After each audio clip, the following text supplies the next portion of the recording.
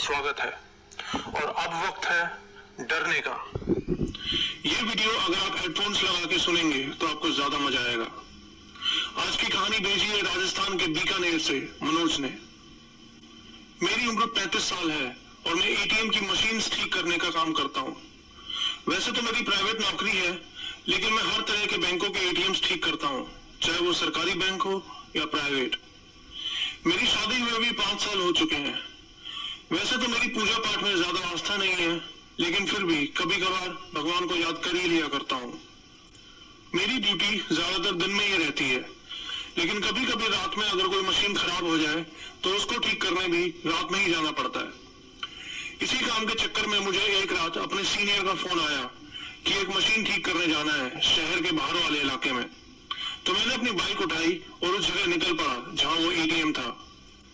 आमतौर पर अगर रात में किसी मशीन को ठीक करने जाना होता है तो हम हमेशा 2 लोग जाते थे मशीन ठीक करने, लेकिन तुक्के की बात है कि उस दिन मेरा साथी नहीं आ पाया और मुझे अकेले ही उस मशीन को ठीक करने जाना पड़ा। रात के करीब 12:30 बज रहे थे। जिस जगह वो एटीएम मशीन थी वो बहुत सुनसान जगह थी, जो कि नॉर्मली होता नहीं है।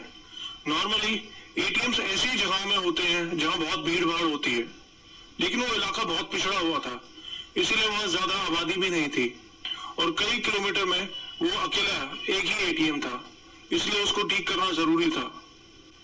जब मैं उस जगह पहुंचा तो देखा कि एटीएम के पास ही सफेद कपड़ों में एक लड़की खड़ी है।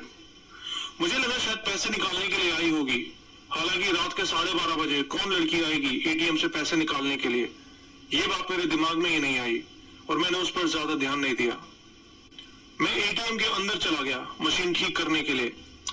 जैसे ही अंदर पहुंचा तो देखा वो लड़की भी मेरे पीछे पीछे अंदर आ रही है, लेकिन एटीएम के गार्ड ने उसको अंदर नहीं आने दिया, तो वो लड़की बाहर वापस चली गई। मैंने ज्यादा ध्यान नहीं दिया और मशीन ठीक करने लगा। अचानक मेरी नजर बाहर गई। बाहर देखते ही मेरे होश उड़ गए। मैंने देखा कि वो सफेद कपड़ों वाली लड़की बाहर खड़ी है और उसके हाथ में एटीएम के गार्ड का कटा हुआ सर है। मेरा दिल धाड़ धाड़ बजने लगा और मेरी आंखें फटी की फटी रह गई। एक बार तो ऐसा लगा कि मैं सपना देख रहा हूँ। हिलने की कोशिश कर रहा था, लेकिन दहशत के मारे हिल भी नहीं पा रहा था। अचानक मेरे मोबाइल की घंटी बजी। मेरे सीनियर का फोन था, तो मेरा ध्यान हटा। उसके बाद मैंने फिर से बाहर देखा तो वो लड़की वहां नहीं थी और गार्ड भी सही सलामत बाहर ही बैठा था। मैंने चैन की सांस ली। मुझे लगा शायद नींद की वजह से मैंने कोई सपना देख लिया है। मैं जल्दी से अपना काम खत्म करके बाहर निकला और अपनी बाइक स्टार्ट की। बाइक स्टार्ट करते हुए मैंने फिर से एटीएम की तरफ देखा तो फिर से वही लड़की वहीं खड़ी थी, हाथ में सर लटकाए। मैं बुरी तरह डर गया था, क्योंकि इस बार मुझे यकीन हो गया था कि वो मेरा वहम नहीं है। मैंने जल्दी से बाइक स्टार्ट करी और तेजी से वहां से जाने लगा। जब मैं बाइक चला रहा था तब मुझे ऐसा लग रहा था कि मेरे साथ कोई साया मेरे पीछे बैठा हुआ है। मैं बार बार पीछे मुड़ के भी देख रहा था, लेकिन कुछ दिख नहीं रहा था। अचानक एक भारी नीम के पेड़ के पास पहुंचते ही मेरी बाइक बंद हो गई। मुझे समझ ही नहीं आ रहा था कि हो क्या रहा है।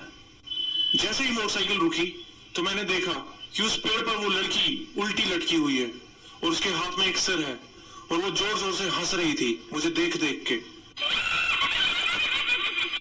ये देख के डर के मारे मेरे पैर वहीं जम गए और मैं वहीं गिर गया। वो पेड़ मुझसे करीब 15 फीट दूर था। मैंने देखा उस लड़की ने पेड़ से एक लंबी छलांग मारी और सीधा मेरे ऊपर आकर बैठ गई। मैं जोर जोर से भगवान को याद करने लगा और इसी बीच में कब बेहोश हो गया मुझे याद ही नहीं। जब होश आया तो मैं एक हॉस्पिटल में था। पास के ही गांव के लोगों ने मुझे हॉस्पिटल में पहुंचाया था।